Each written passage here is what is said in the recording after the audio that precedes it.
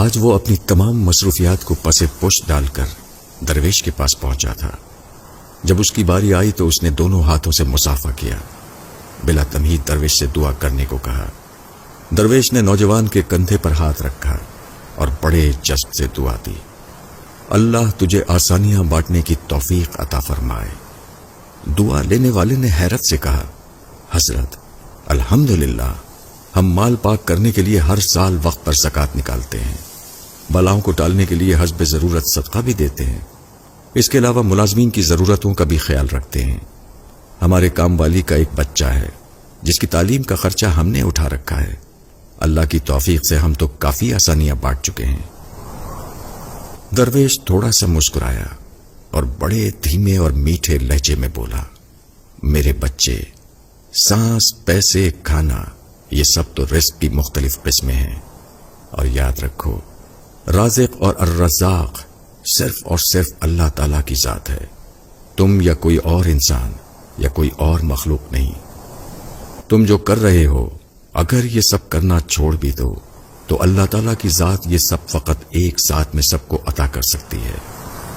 اگر تم یہ کر رہے ہو تو اپنے اشرف المخلوقات ہونے کی ذمہ داری ادا کر رہے ہو۔ درویش نے نرمی سے اس کا ہاتھ اپنے دونوں ہاتھوں میں لیا اور پھر بولا، میرے بچے، آؤ میں تمہیں سمجھاؤں کہ آسانیاں بانٹنا کسے کہتے ہیں۔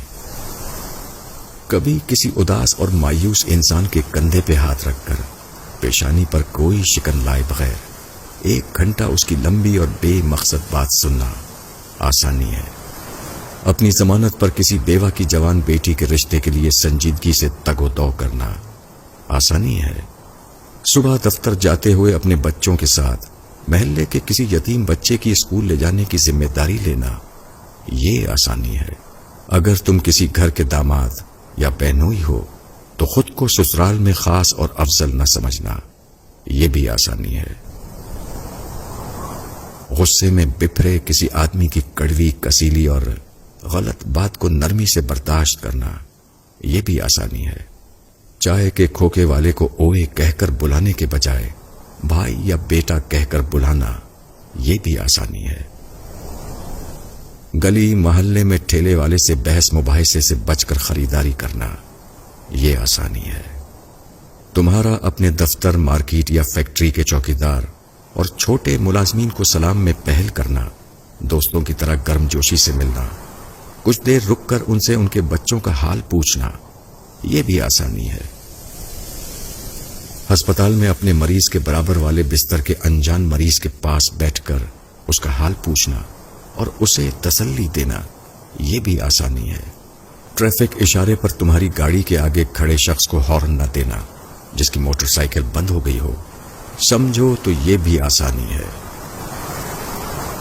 درویش نے حیرت میں ڈوبے نوجوان کو شفقت سے سر پر ہاتھ پھیرا اور سلسلہ کلام جاری رکھتے ہوئے دوبارہ متوجہ کرتے ہوئے کہا، بیٹا جی، تم آسانی پھیلانے کا کام گھر سے کیوں نہیں شروع کرتے؟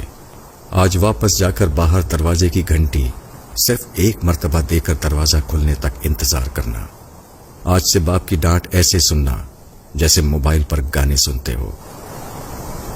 آج سے ماں کی پہلی آواز پر جہاں کہیں ہو فوراً ان کے پاس پہنچ جایا کرنا۔ اب انہیں تمہیں دوسری آواز دینے کی نوبت نہ آئے۔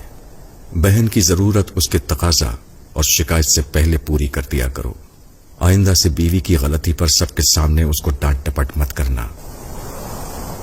سالن اچھا نہ لگے تو دسترخوان پر حرف شکایت بلند نہ کرنا۔ کبھی کپڑے ٹھیک استری نہ ہو تو خود استری درست کر لینا۔ میرے بیٹے، ایک بات یاد رکھنا، زندگی تمہاری محتاج نہیں، تم زندگی کے محتاج ہو۔ منزل کی فکر چھوڑو، اپنا اور دوسروں کا راستہ آسان بناؤ، انشاءاللہ منزل خود ہی مل جائے گی۔